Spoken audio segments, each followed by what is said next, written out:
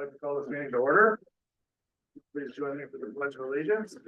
I pledge allegiance to the flag of the United States of America and to the republic for which it stands, one nation, under God, indivisible, with liberty and justice for all. Okay,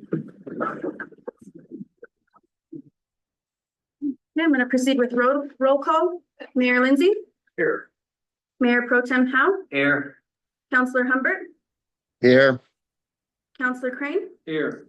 and Councillor Weeks. Here. We have a quorum. You may proceed. Okay, at this time, I would ask Mayor Pro Tem Howe to make a motion to approve the agenda, but I would ask that we move the manager's report from the bottom of the agenda to follow the approval of the consent agenda. I make a motion to approve the agenda with moving the manager's report immediately after approval of consent agenda. I'll second it. All in favor? Aye.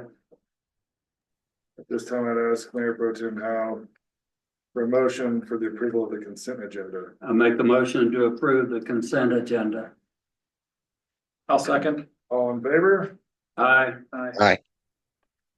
And Weir? Mayor, council, audience. Today we have a guest, Mr. Eric Harrigan, who represents us and assists us in managing our Go Bond accounts. And it is that time of year again when we consider going out and selling additional bonds. And what I wanted to do was to present to the council today some options that are out there on what we can do to bring in money and to understand those options. This is just a presentation. There'll be no decisions made today, but we will, to fit the timeline that we need, we will have to ask you to make a decision at the next council meeting on the 28th. We did have some updates to the presentation. He's going to show the presentation. Ileana, I don't know if you can expand that to show his entire presentation. No? I mean, that's on his screen. I can't. Don't want to do it. No. I did send everybody the email. Unfortunately, we didn't get the presentation because some information and we didn't get it until yesterday. But I did email it. I hope you guys had a chance to look at it. But again, no decisions today. We have 2 weeks. You guys come back with all the questions you want. You need a meeting to sit down and go over it. We're happy to do that. But on the 28th, we will ask you for a decision on how to proceed with our potential bond activity for the coming year. And with that, I would like to turn the mic over to Eric.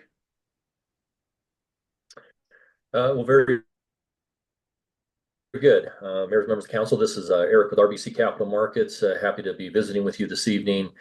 As the manager said, what we've done is that we've prepared kind of a couple of scenarios, extra capacity to provide capital projects throughout the village. And so I'll just kind of go through it. The presentation is fairly detailed. We've provided some additional information about the village's debt in the back part of the presentation, which I wasn't going to really cover in a lot of detail, but I'm certainly happy to go through and answer questions. So what we wanted to talk about first is the GO bond. So voters did authorize 1.8 million of general obligation bonds. And at the time that the village was looking to go out for additional authorization, it was important to kind of maintain the existing tax rate that the village had for debt service. So before we kind of get into that, we want to talk a little bit about your tax base, because your tax base is a critical component of your general obligation bonds. It not only goes to the sort of legal capacity that you have to issue, but the faster your tax base grows, the faster you're able to retire debt. The slower your tax base grows, conversely, the slower you're able to retire your debt.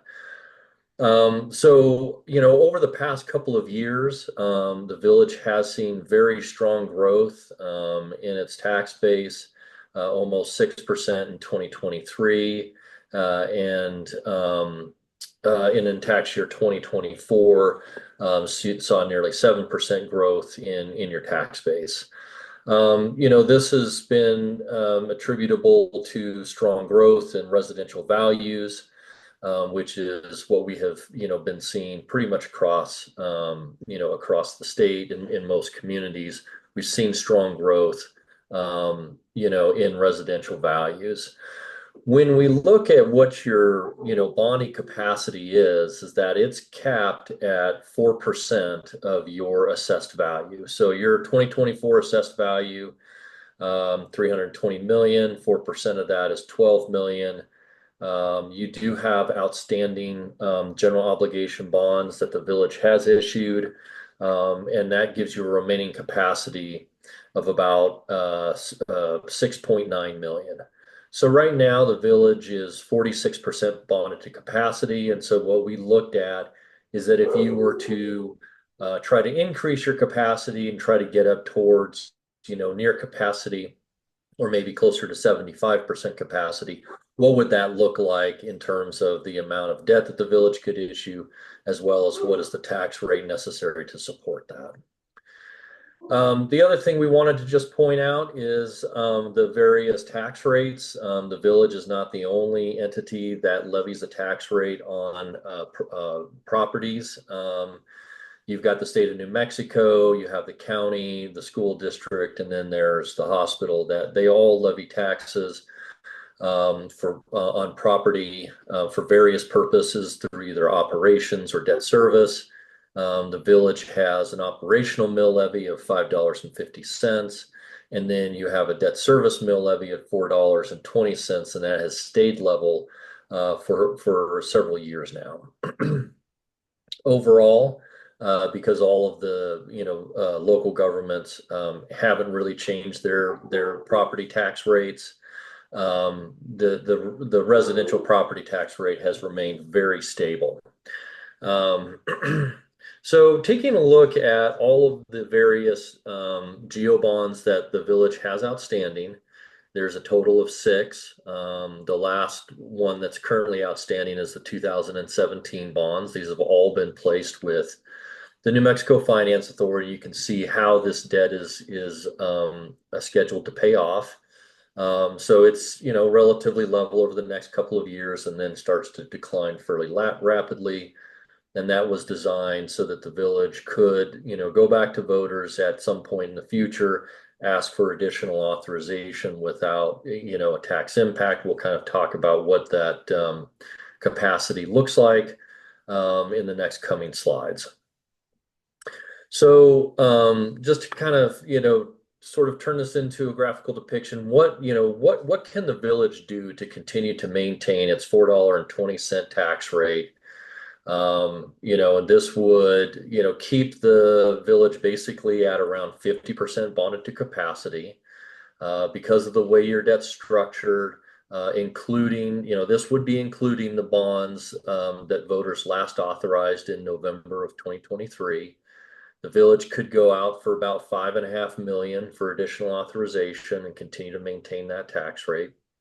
And then that would give the village an additional authorization of $5.5 million in 2031. Again, this would just be to continue to maintain, the existing rate that the village has, as well as allow the village to issue the 1.8 million that was authorized by voters in 2023. If we looked at taking, the village's tax, bonded to capacity up to 75%, this would give the village the opportunity to go back to voters early if it so chose, to ask for authorization. We would anticipate that capacity would be about, 6,750,000, and the village could go back to voters as early as this November in 2025 to ask for additional authorization. It would result in a tax rate increase. That tax rate increase would be roughly $2. and that's expressed in, $1,000 per net taxable value. And so what we've done is that we've provided various home values, anywhere between 400,000 to 200,000. If we were to take the village up to essentially 100% bonded to capacity, that would allow voters to go back to voters in early as 2025 in the amount of 9.5 million. And those would be sold over a 4-year period, and again another 9.5 million in 2029. That would result in a tax increase of about $3.80. And again, we've provided, various home values and the property tax that those various home values would pay.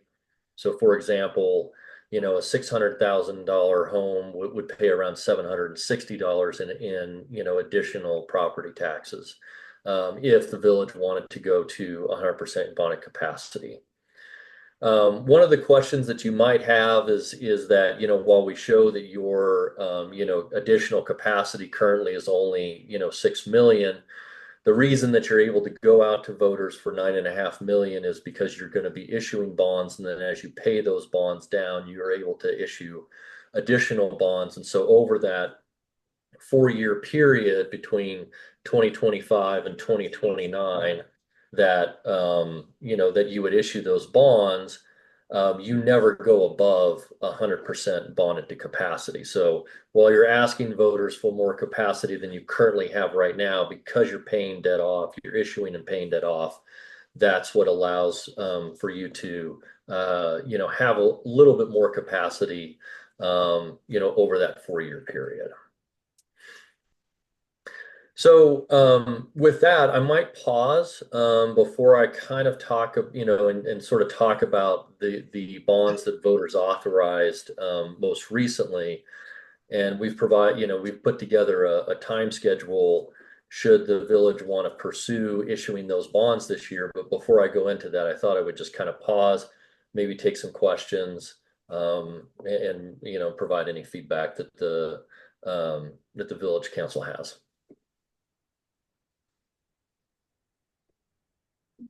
What can we use these for?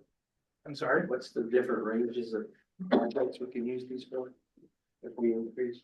So, Eric, I don't know if you want to speak to what is open as far as Go Bond and what projects the money can be spent on.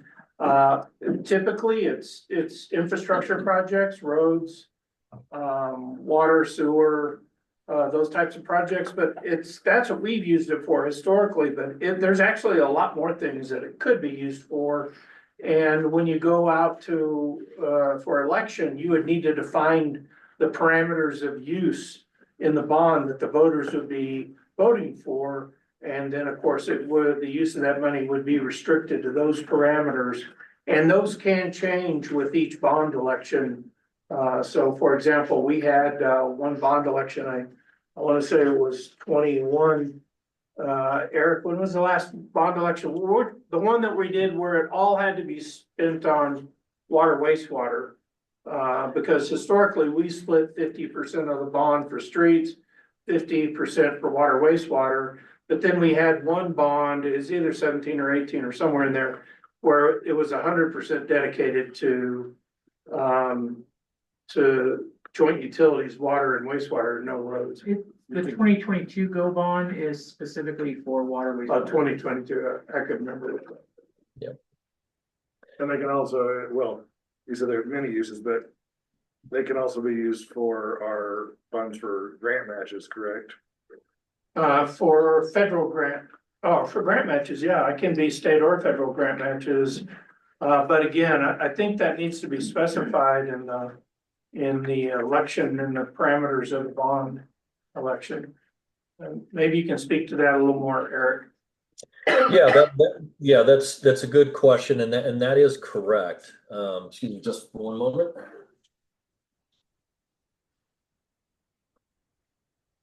That is correct. So when you go to voters, you have to ask for what the money is going to be spent on.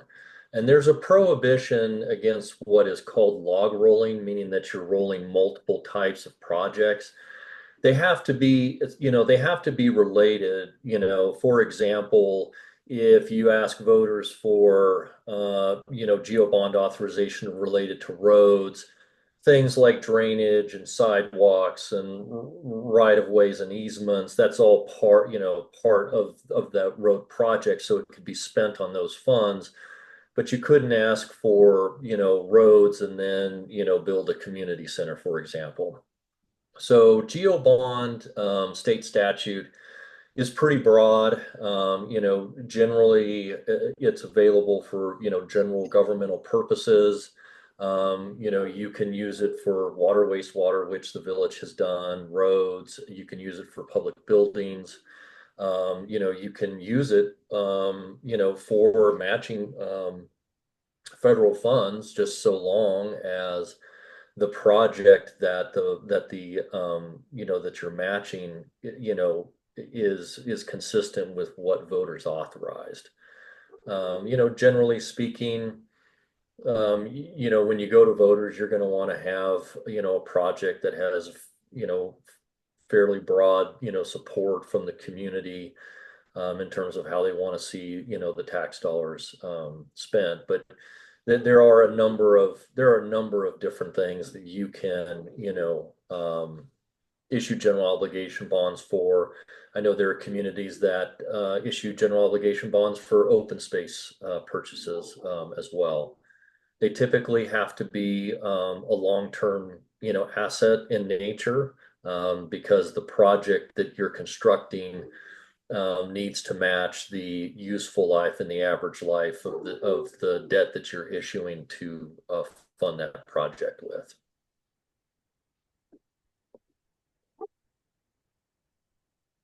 Mr. Manager, do you have any idea how much more we need for water, wastewater? Mayor Pro Tem, Council, that's a great question. To really redo what is of age and needs to be replaced, it is an astronomical number, but I'm gonna take just a small portion of what needs to be done. That is a priority at the village level. And that is the 47 miles of undersized water lines we have in the village. So we do have water lines that do not meet today's standards because they were put in the 60s and 70s. And again, it is 47 miles worth of those water lines. And the importance of those, the undersized water lines, first of all, they're the older water lines, and they're where the majority of our leaks occur that we have are in those older water lines. But the bigger problem is, even though the water pressure is sufficient for housing, the question comes up in fire prevention. Because in a lot of those places with undersized water lines, you can get water out of your fire hydrant, and that water may be sufficient to fight maybe a small structure fire or something. But if we had another Calf Canyon here, the volume of water that we would need to fight that fire within the village limits would be those lines could not handle that capacity. So that is a big concern. And I can tell you those 47 miles, to put in new water lines is about $1 million a mile. And the issue is that 95% of those do not have sewer lines currently. So it's all septic based. We do have an issue in the village with older septic systems and leakage and concerns about it, making it into the water table and so on. So it would be a great thing if we could expand our wastewater capacity out to those same 47 miles. But wastewater facilities are another $1 million a mile.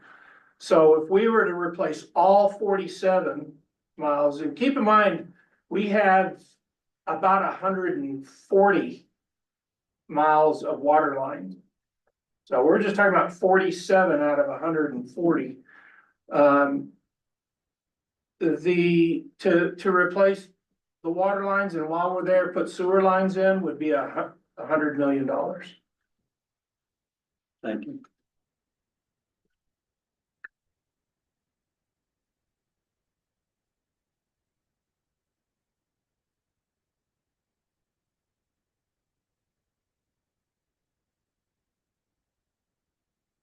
So Eric, I didn't know if you wanted to proceed. It doesn't look like there's any other questions right now. Okay, terrific. I will go ahead. So what we did do is that we did put together a time schedule, should the village, want to issue, the bonds that voters authorized in 2023, you could this year issue all, 1.8 million. So voters authorized 900,000 for roads and another 900,000 for wastewater improvements. And so that's what the proceeds of those bonds would be restricted for. And so, if it was the village council's pleasure, we would come back, later this month at your January 28th meeting. We would have you introduce an ordinance. We would submit an application to the New Mexico Finance Authority. And then the village would approve the sale of the bonds in February. And then we would close sometime in the April timeframe. Again, this would be just for the bonds that the voters authorized in 2023. You technically have until November of 2027 to issue those bonds before that authorization expires. So the village has that option, and if that is the pleasure, then we can certainly be prepared to have a bond ordinance available for the village to approve.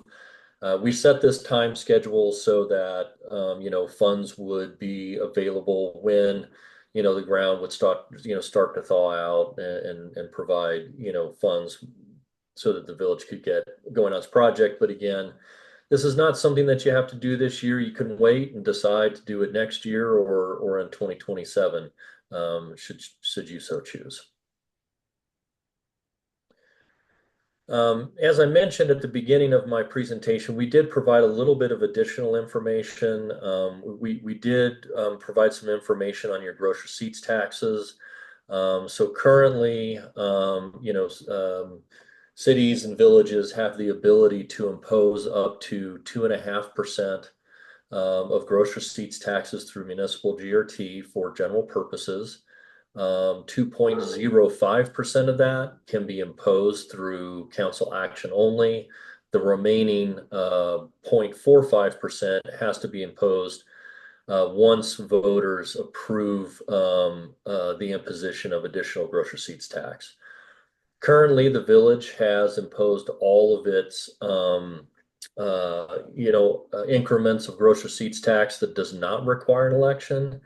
But the village does have about 0.4375% of additional increments that would have to be approved by voters prior to imposition.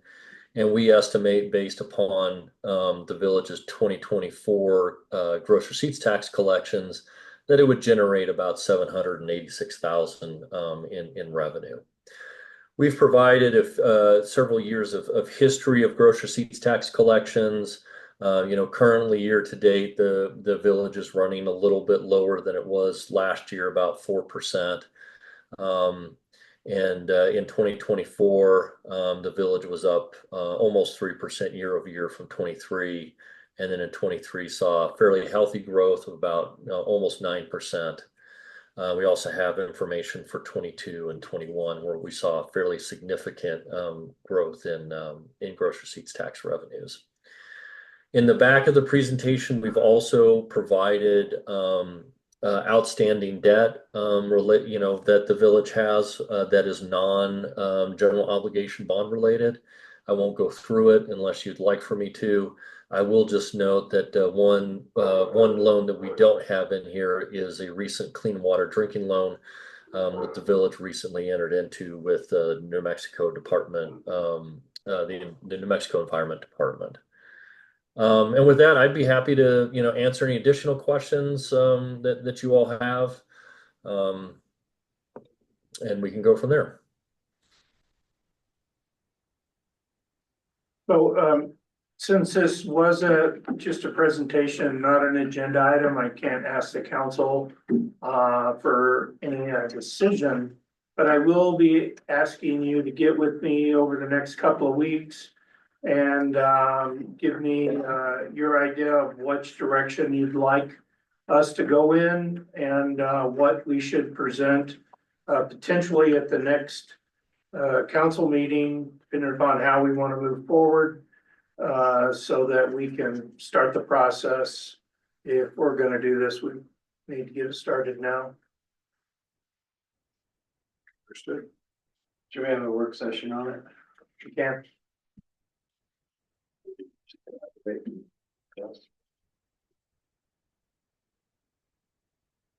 Okay.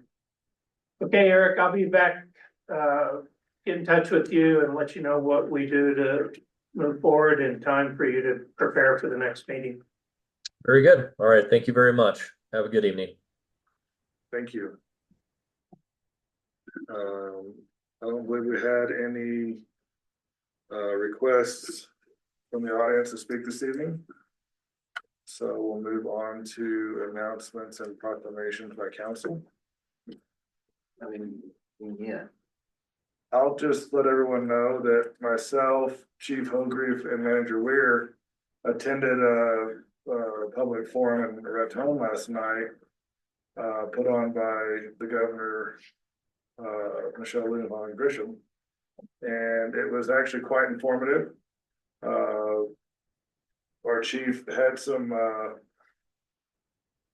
discussion points. The discussion mainly revolved around public safety, but went in a lot of different directions. He mentioned to the governor some of the legislation that's being proposed that he supported. And Manager Weir was able to present her with one of our cute little orange Visit Angel Fire puffy jackets, which she was happy to put on, and got a little time with her as well, discussing some of our infrastructure needs, especially in light of the Pacific Palisades fires that are currently burning, insurance needs and how that all ties together. And she did put him in contact directly with someone to advance that topic. So they did in the public forum agreed to do what they could to help our community. So just wanted to leave that out there. Moving on to staff reports. Chief Ogre? Yes, sir.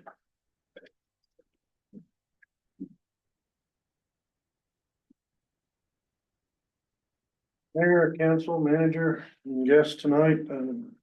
Council, does everyone have one of these in their packet? The report? No, they don't. No, we do now. Just pass one down, please. On here is the monthly recaps for November and December of 2024 respectively. As no real surprise, you'll notice that December, we were much busier than we were in November, and November was actually up from October and September. Total calls by the Angel Fire Police Department was 232 for December, over twice what November was. Incident reports that were generated were 55.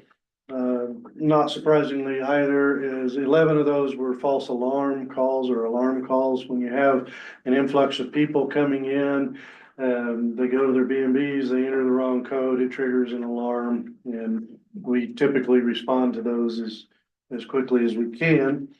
Warrants generated were 3, arrests were 3, crash reports taken were 6. I would have expected to see probably some more, but we really didn't have too many days with bad roads and driving conditions, so that probably accounts for that.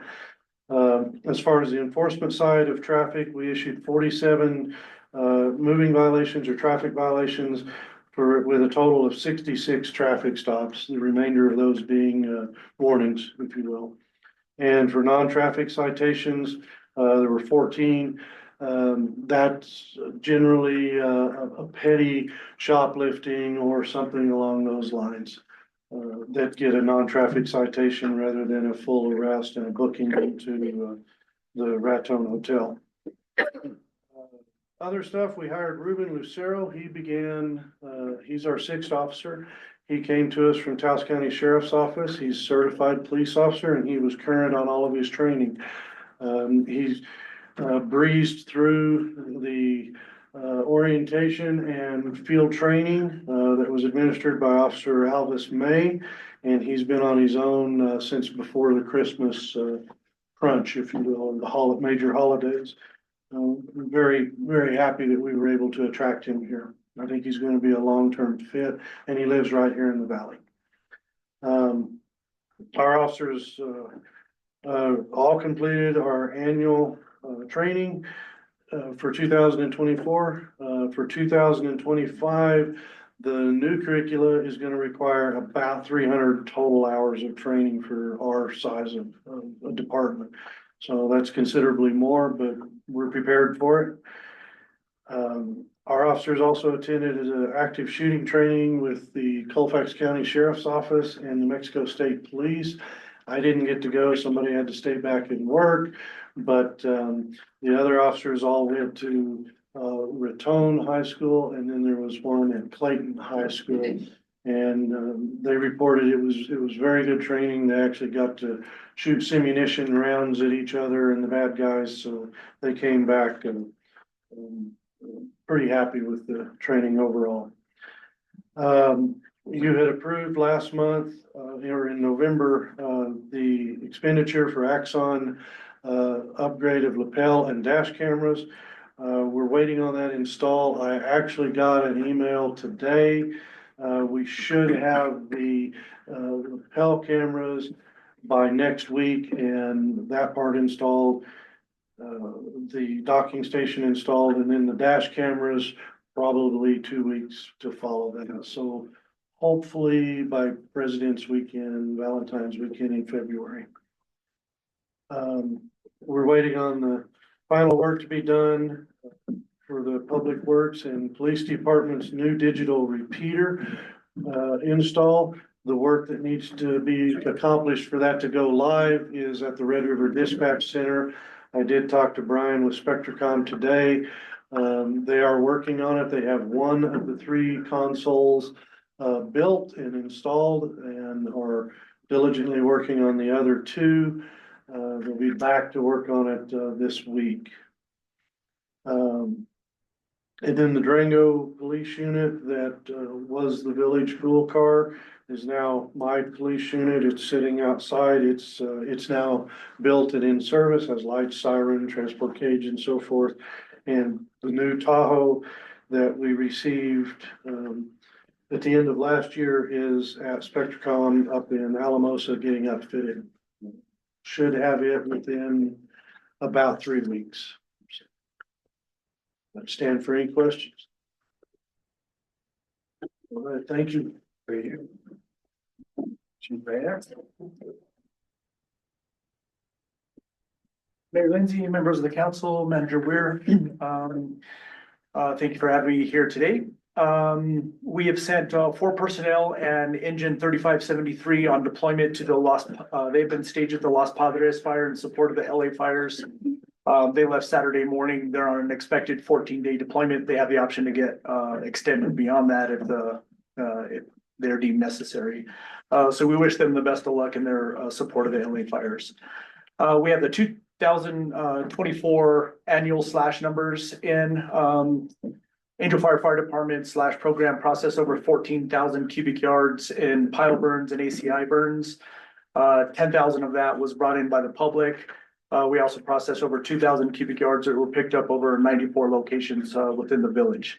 5,500 cubic yards of slash was chipped and distributed throughout the village, and just over 420 slash permits were issued last year.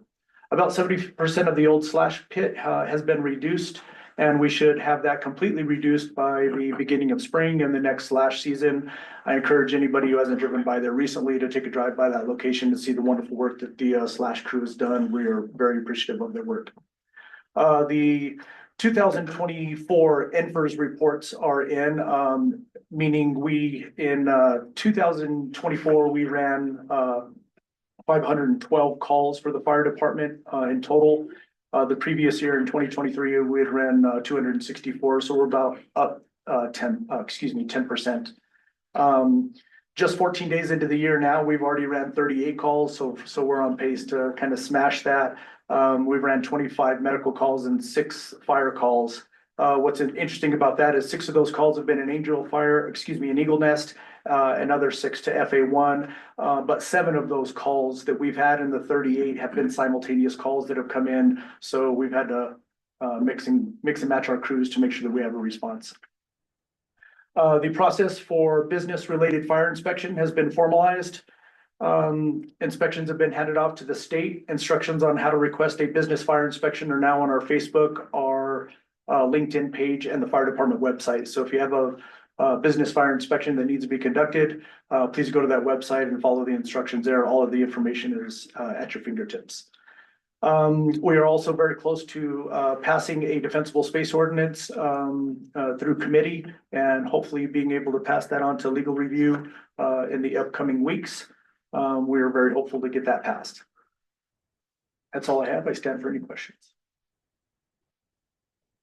Mr. Mayor, I would just like to add that the inspection information that is now posted on the website, we will be pulling together a campaign in conjunction with the short-term rental inspection and to notify the public and educate the public on the availability of those items on our webpage. Very good. Thank you. Thank you, sir. Director Everett, did you have anything for us at this time? Actually, yes, I do. I wasn't, sorry, good evening, council, mayor, Ms. Strickland, Manager Weir. I wasn't scheduled to do updates. I did last, but there's just been some recent discoveries related to I'll call it a unique weather pattern we've been in this winter. 2 main things we're seeing is that in areas where spring water exists, we have damming taking place within the bar ditches, and it's building up and overflowing out into the road. It's a very unique situation. I kind of mentioned it in my last update, but it's really been prevalent with this cold spell we've been through. For what it's worth, they're experiencing it on the golf course as well, ice flows that they usually don't see. We're starting to get those addressed as quickly as possible. I would advise everybody to use caution. I went up to Mark and Konoff 1 and found 3 others on my way up. That's what I'm sorry, I was a little late for the meeting. But also the other thing we're seeing is a pretty significant number of lines, water lines to homes that traditionally have not frozen, that are freezing. And different scenarios, very few of them are at the meter can. We are running into quite a few from in between the meter and the house. Oddly enough, it's on the shady side of the hill where normally places have snow cover, which has good insulating qualities. Definitely more prevalent where water service lines are underneath driveways. Frost penetration in some areas, particularly over the last 2 weeks, has really gotten down. So it obviously is a bigger issue in homes that are periodically occupied. Those that are occupied full time, we haven't had many problems. Water crews are answering many service calls every day, have been able to resolve a lot of the situations, and everybody just kind of needs to be aware. We're going into the time of the year where it's going to stay extremely cold, and there has been a negative effect due to the lack of snow in its insulating properties. Thank you, sir. Okay, I believe that does it for our staff reports. Any committee reports this evening? Well, we'll move on to new business. So I would like to start with item A, discussion to approve appointment of Ileana Strickland as village clerk. So as Well, I'll let Manager Weir speak to this, but we have, promoted Rocky to our project manager position that we recently created at the last council meeting, and the only way we were able to do that is because we had a very competent deputy clerk with Eliana. Do you have anything more to add to that, Manager? Mr. Mayor, Council, yeah, we did have two applications, including Ileana's. Ileana, because of her working as the deputy clerk and having already been through some clerk training, was the more qualified of the applicants. I will say that she's done a great job already. We've started, as you may have noticed, she's been running the last few meetings in training as a deputy clerk. So it was kind of a natural for her to take over. I'm very happy with her work. She's someone that you don't have to ask twice to do things. And it's amazing. When we originally hired her, we had a challenge with our filing system. And I envisioned it taking 6 to 9 months to fix it. And I think she fixed it in a month. It was about a month. So I think she's proven herself. She definitely has the knowledge.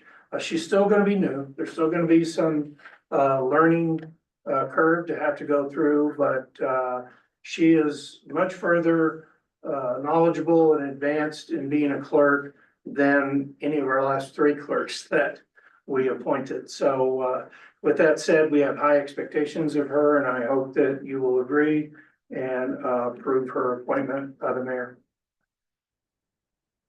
Any questions or discussion? Mayor Pro Tem Howe? I make a motion to approve the appointment of Ileana Strickland as village clerk. Second. Sorry. I'll second. Roll call vote on item A. Mayor Pro Tem Howe, Aye. Counselor Humbert, Aye. Counselor Crane, Aye. and Counselor Weeks. Aye. Thank you. Pass. Moving on to item B, we'll open discussion to approve request for proposal RFP 2024-012 airport consultant.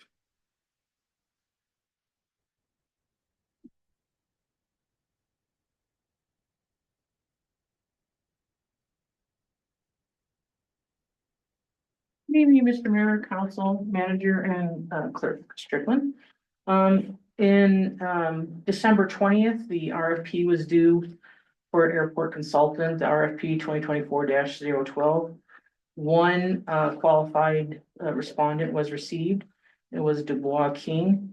The evaluation committee read through the proposal. They recommended to the airport transition committee to proceed with that proposal, Dubois King. So the airport transition committee is making the recommendation to accept Dubois King as the airport consultant. We did inform the evaluation committee that they had several options because they received one respondent. They could accept it, they could deny it, or they could just do nothing. They chose to accept it, and now it's to the council as to whether or not you wish to approve or decline that recommendation for airport consultant. And I'll stand for any questions. If there's not any further questions or discussion, I would ask Mayor Pro Tem Howe to make a motion. I make a motion to approve request for proposal RFP 2024-012 airport consultant. I'll second. Roll call vote on item B. Mayor Pro Tem Howe, Aye. Counselor Humbert, Aye. Counselor Crane, Aye. and Counselor Weeks. Aye. Pass. So moving on to item C, I'll open discussion. The approve request for proposal RFP 2025-01 on-call engineering services. Gentlemen, this is on-call airport engineering services. It's permission to submit the RFP out for publication for an on-call airport engineer. And I'll stand for any questions that you may have. What's that entail? The on-call airport engineer is responsible and follows FAA regulations for hangar, the infrastructure pertaining to that hangar, development, construction, oversight, plan, design, construct, et cetera, of any improvements, capital improvements to the airport. Right now, the main thing is the hangar that we were discussing. Trying to get that grant money, help me kind of get it spent. And this needs to be separate and apart from our existing on-call engineer because of the nature of the contract for the airport right now. Our engineer would have to, they would sub that out because that's not in their bailiwick. So we are looking at, specific airport engineering services.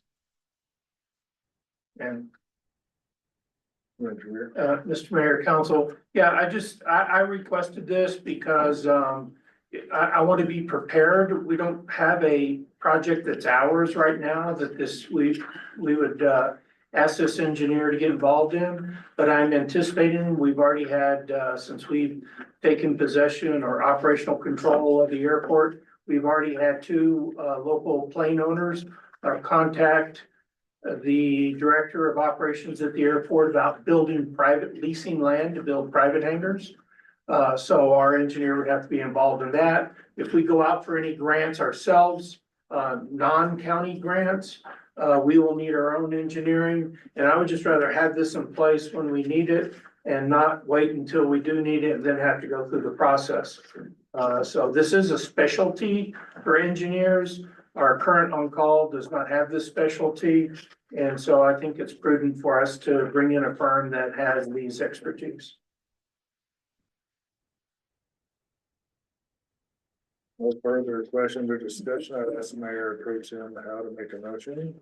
I make a motion to approve the request for proposal RFP 2025-001 on-call engineering services.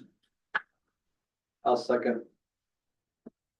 Roll call vote on item C. Mayor Pro Tem Howe, Aye. Counselor Humbert. Aye. Counselor Crane Aye. and Counselor Weeks. Aye. Pass. Moving on to item D, open discussion to approve resolution 2025-01, authorizing the submittal of an application for the 2025-2026 MMDOT Road Fund Program. Before we get too far into the discussion, I'm sorry, that's a resolution, never mind. Julie? Sure. Gentlemen, this is I'm asking permission through this resolution to apply for funding. This is the co-op fund. This project is for Upper Bill Burgess Road from Vale to the transverse drop inlet there. The plan design is gonna cost in the neighborhood of $95,000. Because this is a co-op, they don't usually give you that much, so I'm asking for $80,000 from the state. Total project cost is a little over $1.1 million. For the total project cost, we can either use GO bond funds or we can use TPF funds that come out in August that I would apply for that kind of funding. And I'll stand for any questions you may have.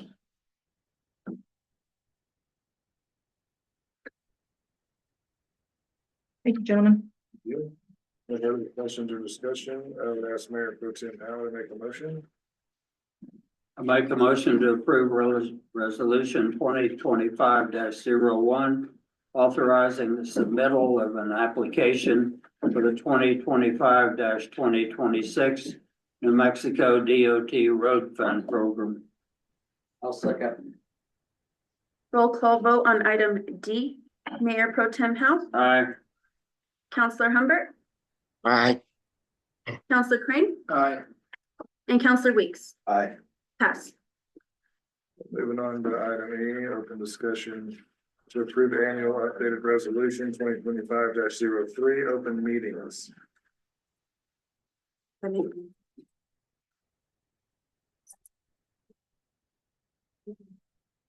Good evening, Mayor and Council. This is the open meetings.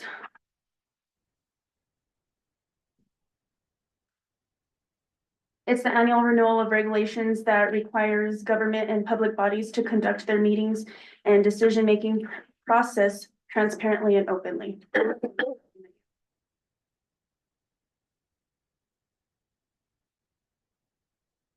Manager Weir.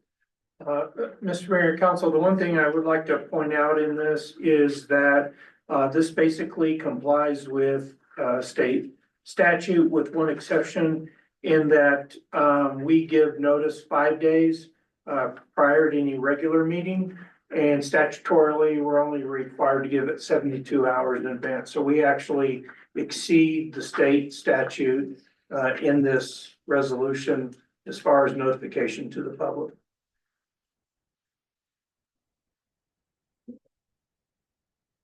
Mayor Pro Tem.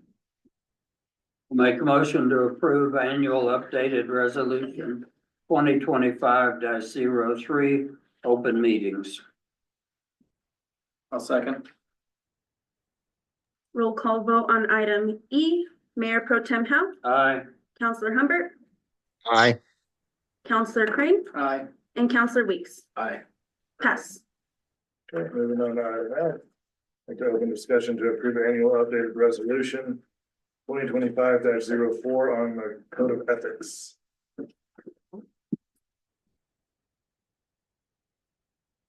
Good evening again. This is the annual renewal of the official standards of conduct, outlining principles and honesty and integrity. So just pretty much your annual vote. Do you have anything to add? Mayor Pro Tem. I make a motion to approve the annual updated resolution 2025-03, open meetings. I'll second. Order, it is code of ethics, not open Not meetings. item F. We just passed E, so we're on item F now. I'm sorry. I make a motion to approve annual updated resolution 2025-04 on code of ethics. I'll second. Roll call vote on item F. Mayor Pro Tem Howe, Aye.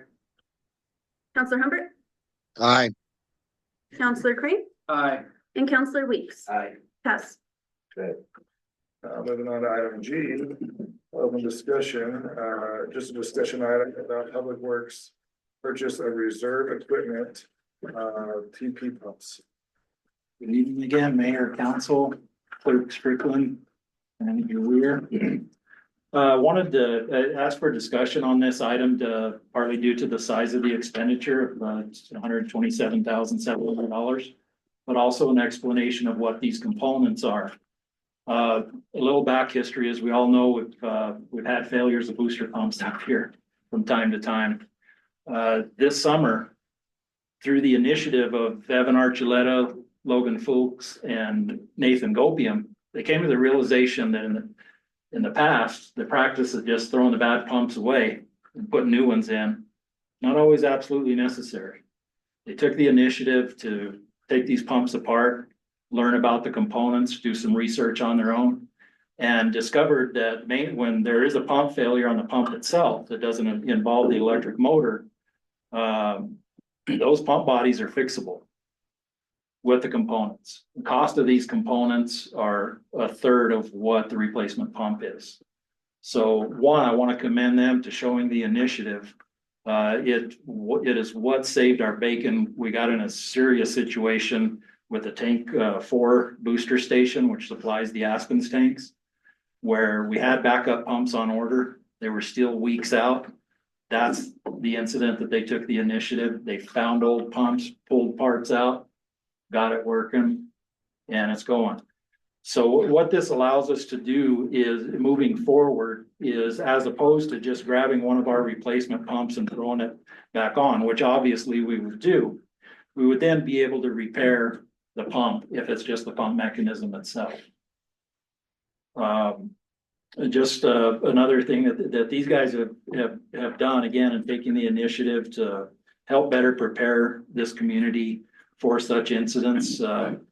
Any number of things can cause failures to pumps, leaks, power issues. We've experienced them all. I will say that we have had a significantly lower number of pump failures, definitely without a doubt, since we installed the SCADA system. We've been able to, especially the scenarios where there's a leak and the pump runs dry. Yeah, we've been able to head off some of those. So, you know, moving forward, I'm meeting with engineer and suppliers tomorrow to discuss, as I've mentioned before, the scenario of more standardizing our pumps. The use of variable frequency drives. We'll be meeting with them in the morning. And I'm guessing that, you know, this expenditure is in budget. And I'm guessing after the discussion I have with them tomorrow, next council meeting, we're gonna have another discussion about a large expenditure. But I think moving forward, it's gonna really help us in a lot of scenarios. One scenario I had not even considered the benefit of this is, and you know, I know the ability to more quickly recover water up the mountain is a great benefit to keeping people in service. But God forbid we have an incident with fire. Our ability to get more water up the hill. Because at the end of the day, some of our tanks just really aren't that big if we were in that scenario. And I'm open to any questions. How many gallons does our largest tank hold? Our largest tank holds 1 million gallons. Okay. And it's the tank that can be seen from Village Hall right on the hill. It replaced tank number 3, but not tank number 3 still has capacity and I believe it's a 150,000 gallon tank. Thank you. Tank 7 was just increased from 100,000 gallon tank to a 300,000 gallon tank. In size and capacity, the next best step from there is the Aspen's tanks. There's 200,000 gallon tanks. All right. Thank you, sir. Moving on to item H.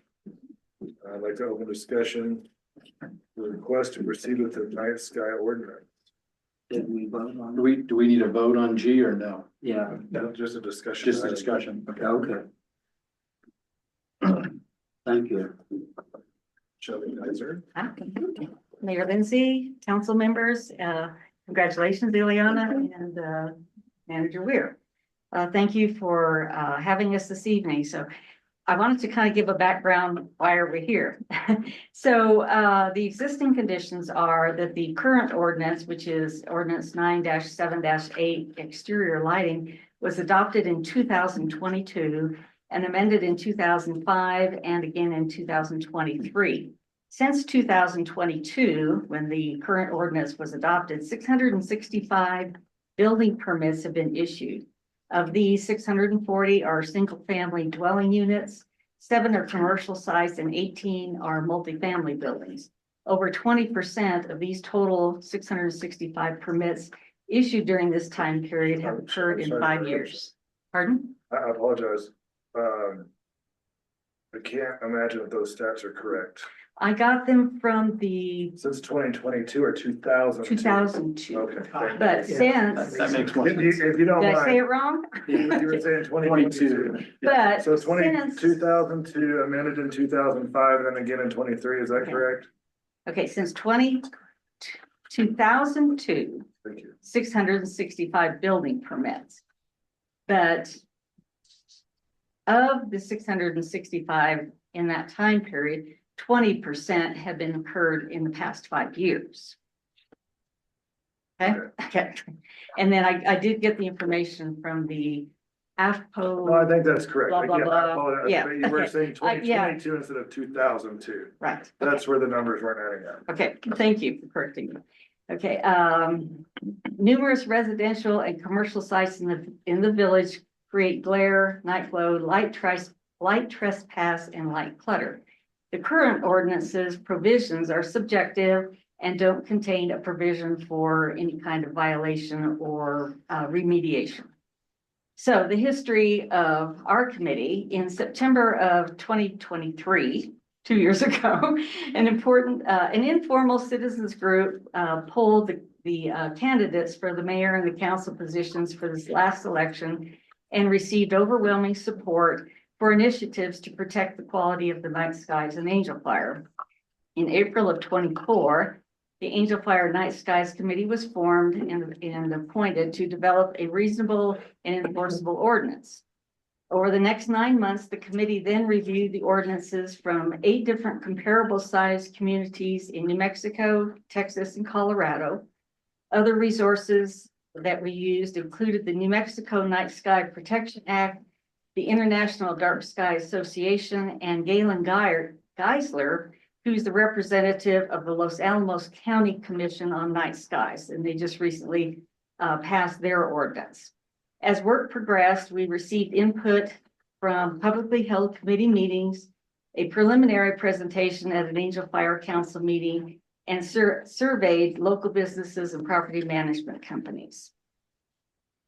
A list of contact information for, at the request of the council, our committee compiled a list of information for contact information for lighting consultant companies, our local electric co-op, and the Los Alamos County officials to assist the village in researching costs and procedures for municipal lighting plans. It was beyond the scope of our committee to make those kind of determinations, but we do have a list, and I do have more an additional contact information that's not currently, and I can give this to Ileana to distribute. There was another lighting consultant company that I just got their information from Galen Geisler that they also used in Los Alamos. So why do we want to adopt a new ordinance? What do we get out of the deal? We want to have a succinct building codes that all permitting boards and committees can implement in the village and can enforce, and then it would be consistent. We want to be responsible to illuminate areas for safety and crime prevention by eliminating glare and directing the light where it's needed instead of lighting the sky and causing light trespass on our neighboring properties. We want to significantly reduce the electricity costs by using fixtures which direct light where and when they're needed. We want to make our community a better place to live, work, and visit. We want to reduce the interference with the behavior of nocturnal animals, migration patterns, and ecosystem balance. We want to be in a position to host astrotourism events and festivals that celebrate and further educate the public in the benefits of our night sky protection. We want to preserve an increasingly rare resource, the night sky, which is our window to the universe. We shouldn't allow that window to become polluted with unnecessary man-made lighting. Everything kind of boils down to 5 principles of outdoor lighting. Is it useful? Is it targeted? Is it low level? Is it controlled? Is it warm colored? So in your packets, I believe there's our proposed ordinance. I do have, like I said, the additional information is now updated, and just kind of as an examples, we have received from, again, other sources, examples of night glare. I didn't print one for everybody, but, and then this is a picture of the comet Tucson Atlas in October of 2024. The comet is seen between the trees, and this person had to drive west of Angel Fire to get the view because we can't see comets if we're looking at this. You mind, do I see the Yeah. photograph? You can have them. And like I said, because it just takes so much ink, I didn't print one or each, but they're just examples. So if I could entertain any questions? As far as towers go, we have night skiing, so is that? The night skiing is completed by what, 7? Is that I correct? believe it was Eight, seven. 8, 7, 8. Five. Anyway, As so long as it's. in our latest version of the, after we received input from various sources, our latest version of the ordinance kind of had a sweeping change that says any non-complying lights, light fixtures that aren't shielded, aren't downward pointed, must be extinguished by 10. And so the night skiing is definitely done by 10. So that's not a problem. Same thing with, pardon? Flagpoles would be the same? Correct. If they're fully shielded downward where the flagpole, where the flag is illuminated from above and complies, otherwise, timers would affect that. One question at the previous presentation we had was on, holiday lighting.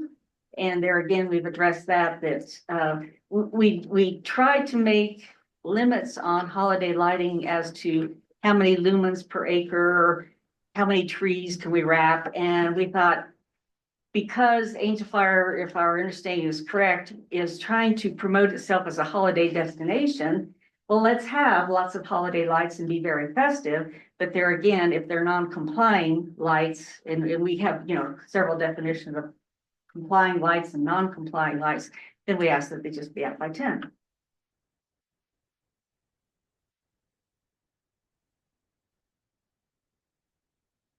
Y'all looked at like some of the condominium complexes and determined if there's a percentage of them that are gonna be immediately in non-compliance?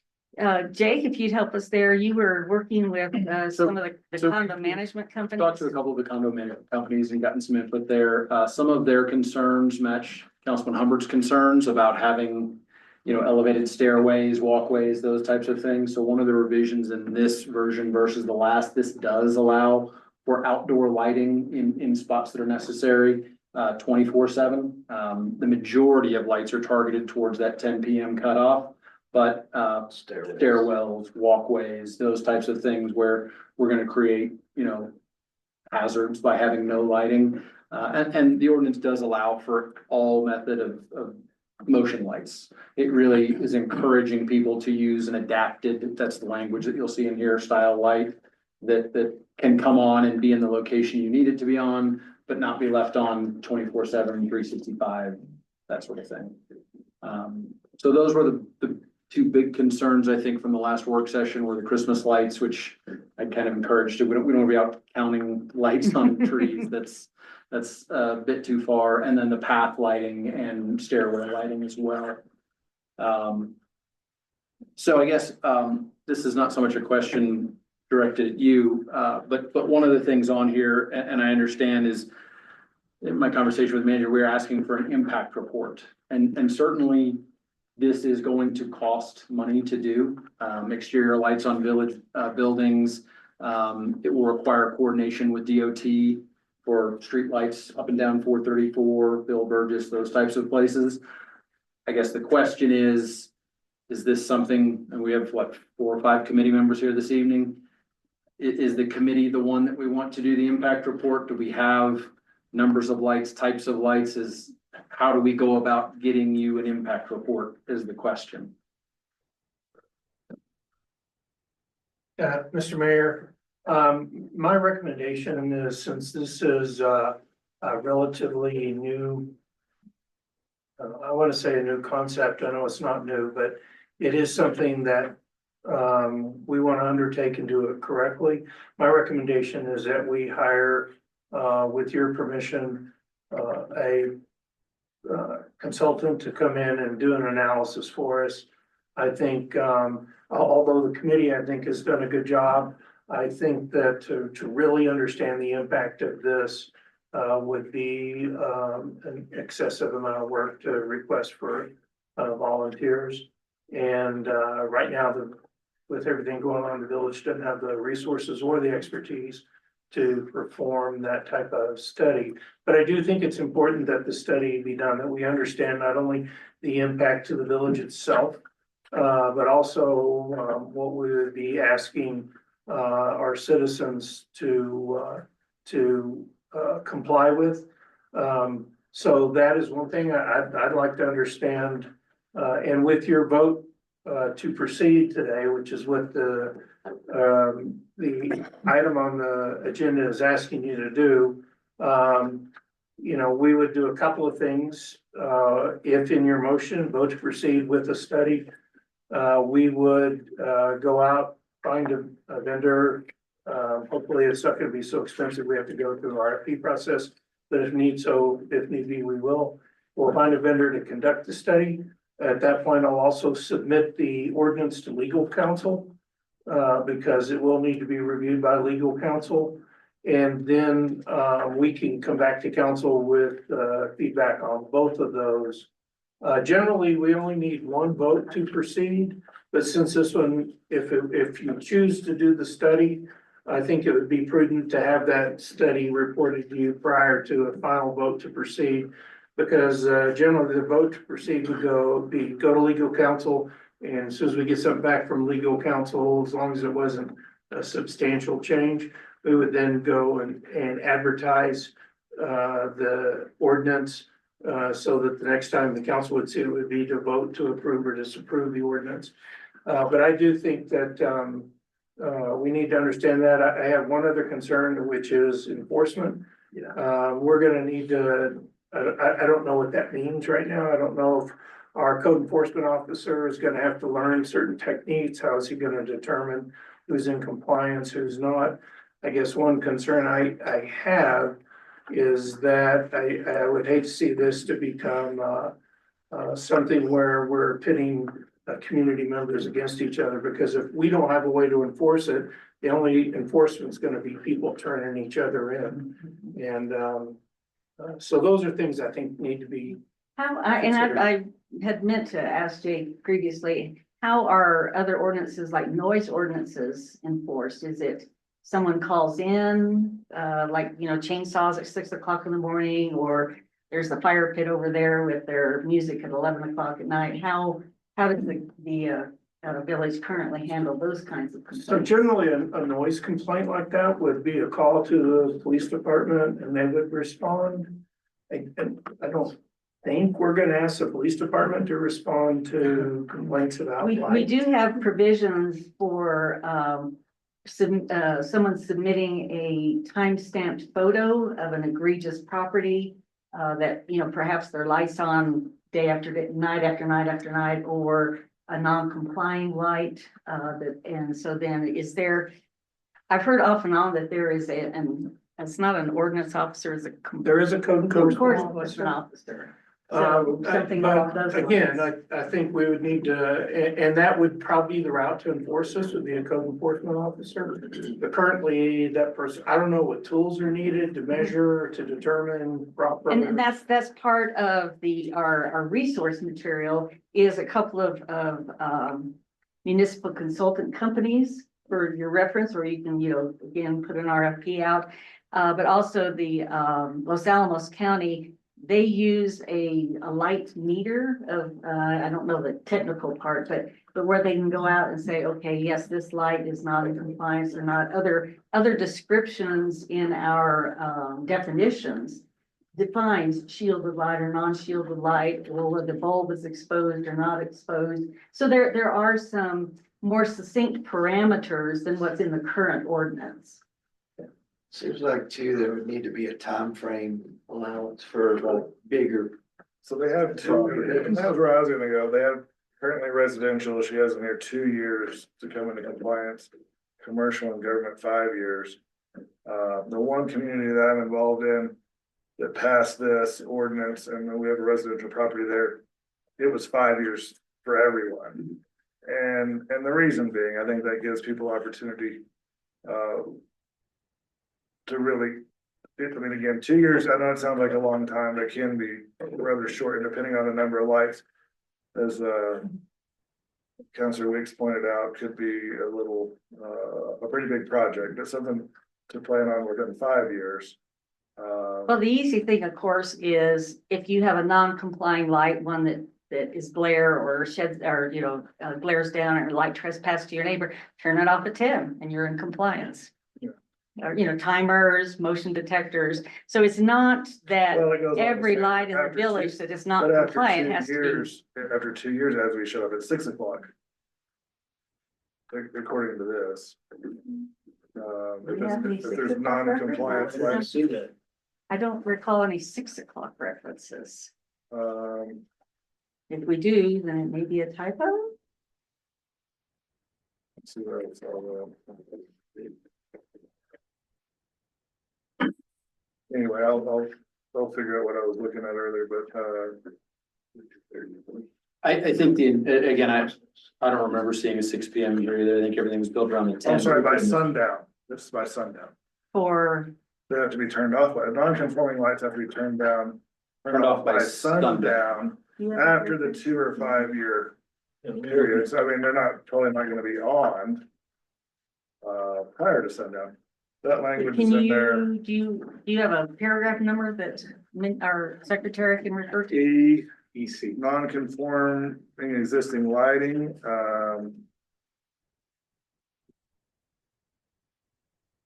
item D, non-conforming commercial and government lights still in operation within 5 years of adoption of this section must be extinguished by sundown. The same applies in item B to residential, non-conforming residential lights still in operation with 2 years of adoption of this section must be extinguished by sundown. We're updating it right now. That was just a Oh. mistake in there. Okay, that was a miss because when we updated our last one, we did a search for time periods. And since this refers to a word, then yes, we can update I that. appreciate Yeah, that.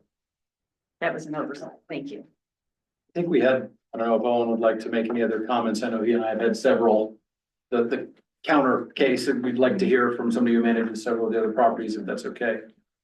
Is this like a public hearing or is this? So he had some questions of me, and I think if you're updating any other language in there, just for consideration, if not, that's okay, but Well, I mean, in an open council meeting, we allow Oh, okay. comment pertaining to the agenda item from one of the audience.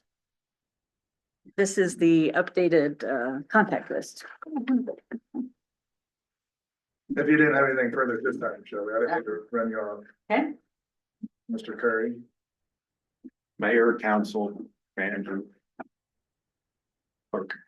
I'm all for, I was one of the people, I guess when it was for the night sky, I thought it was more of a voluntary thing. I didn't know it was gonna be so structured and the penalties and that kind of aspect.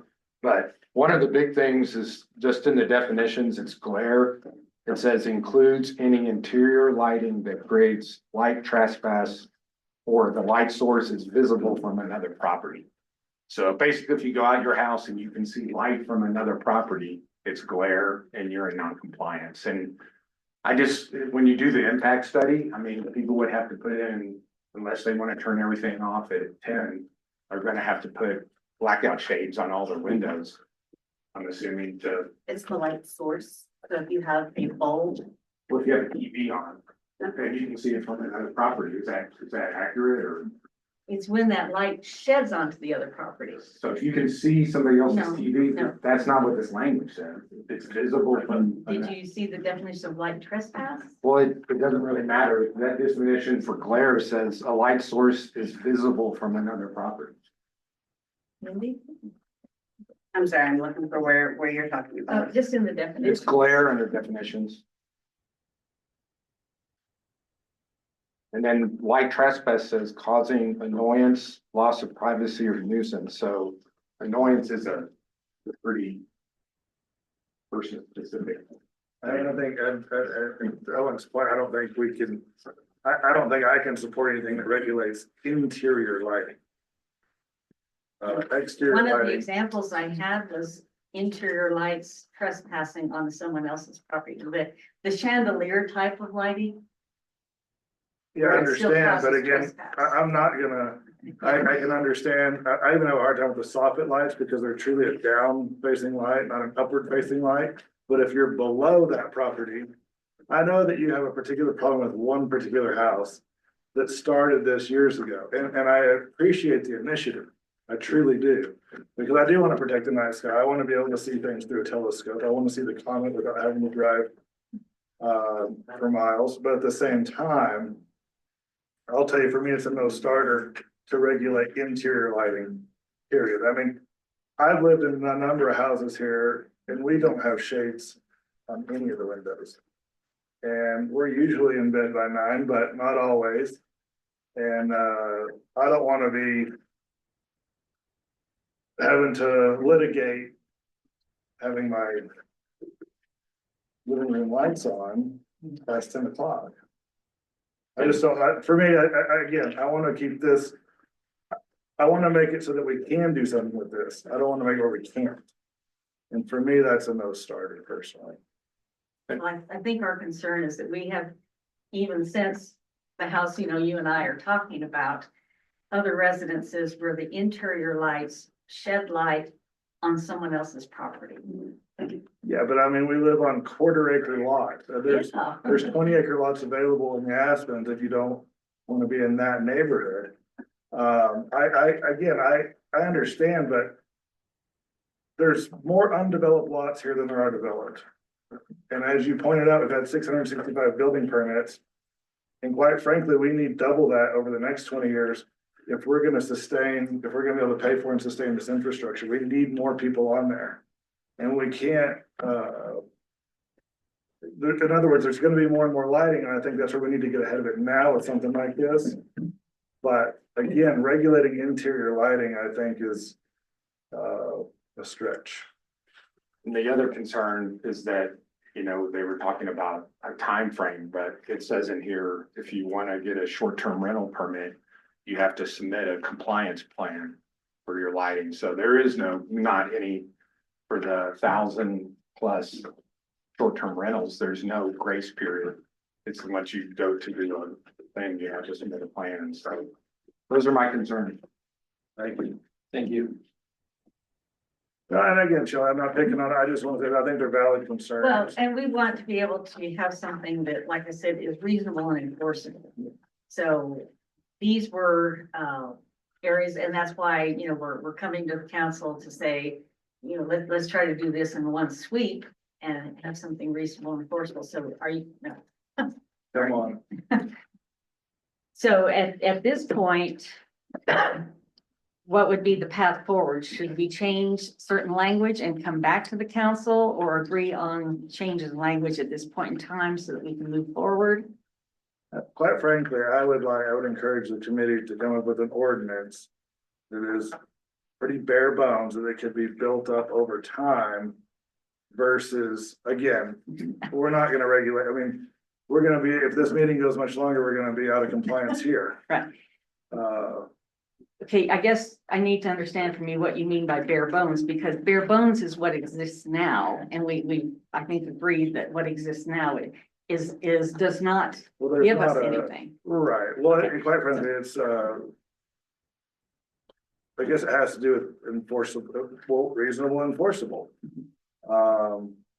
So just based on some of those points that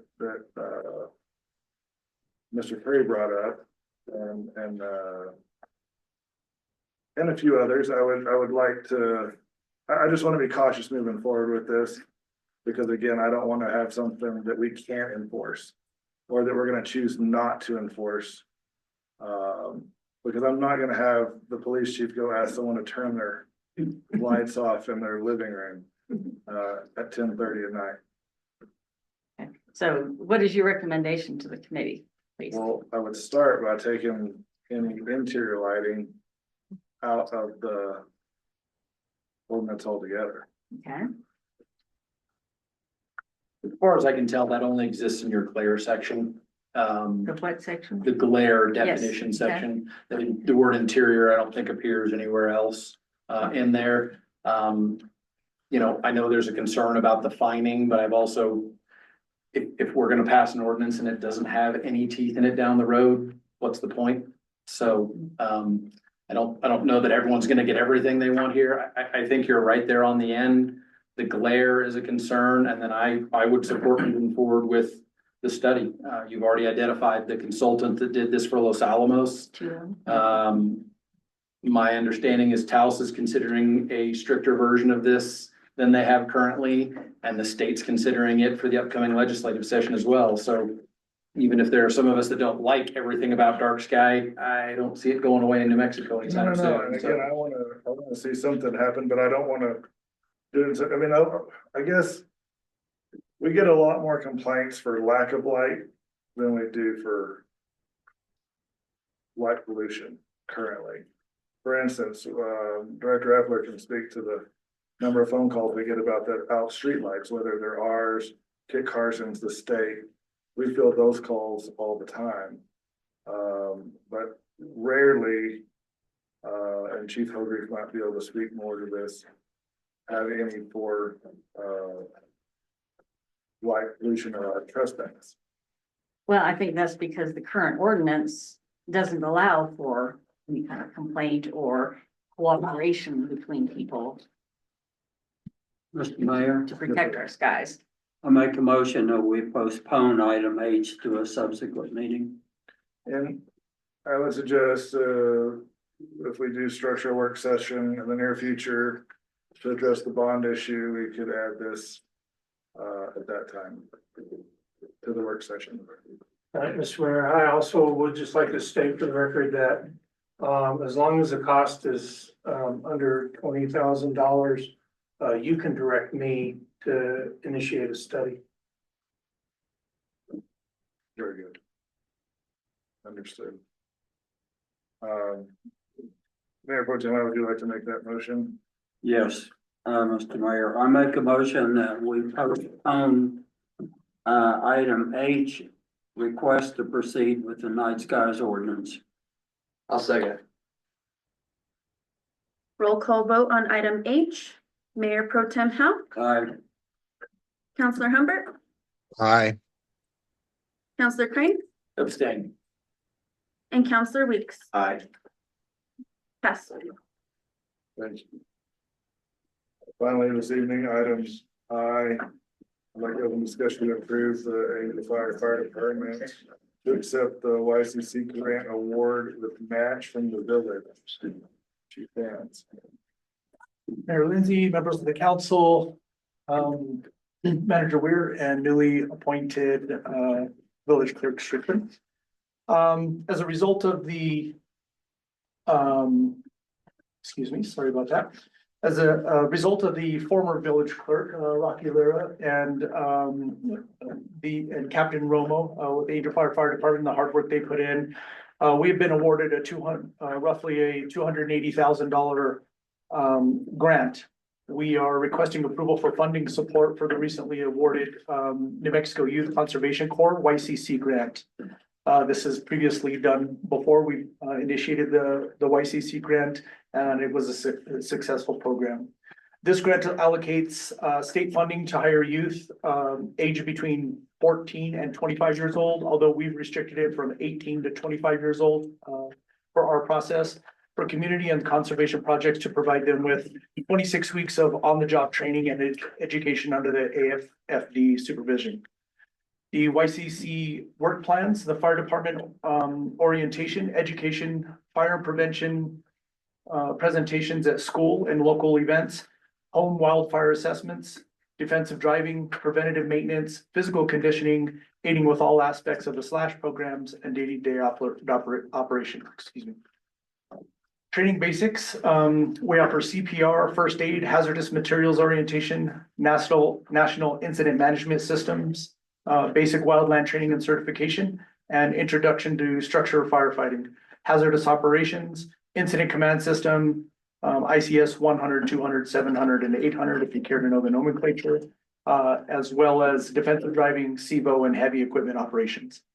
Benefits to the community of Angel Fire is we have utilized this grant program before, resulting in full-time hires within the village of Angel Fire, and also with the state, local, and federal cooperators. It gives local youths good exposure to community and the fire department, and it allows us to have 5 to 10 additional firefighters in the event of an emergency incident, including wildfires and adding to our protection. The funding grant match financial impact to the village. The total grant amount was for $280,492.03. The YCC grant will cover $189,571.57 for YCC member wages and $8,700 for operational supplies for the projects. Our in-kind match will be 41% of that, which is $82,220.46, which includes our contributions of supplies, personal protective equipment, uniforms and recruitment. And our in-kind match will also cover the current AFFD staff that will aid with this program. AFFD staff will provide membership, supervision, and training for all YCC members. The other portion of our match will be administrative time for recruitment, timekeeping, documentation for audits, and all billing related matters. Some of the people that we currently employ have already started to contribute towards this grant portion that would be considered. We're about halfway through the year and we have several employees that fit that 18 to 25 range, and the salaries that we have paid those employees will count towards that grant match. So all in all, we are about a financial impact to the village of about $45,500. We will need for our match.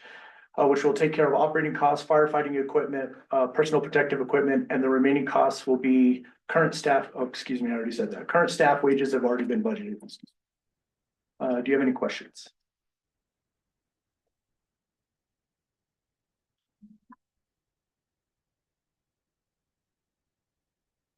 If there's not any further discussion or questions, Mayor Pro Tem Howell. I make a motion to approve the AFFD to accept a YCC grant award with a match from the village. I'll second. Roll call vote on item I. Mayor Pro Tem Howell, Aye. Counselor Humbert, Aye. Counselor Crane, Aye. and Counselor Weech. Aye. Pass. This meeting is adjourned. Thank you.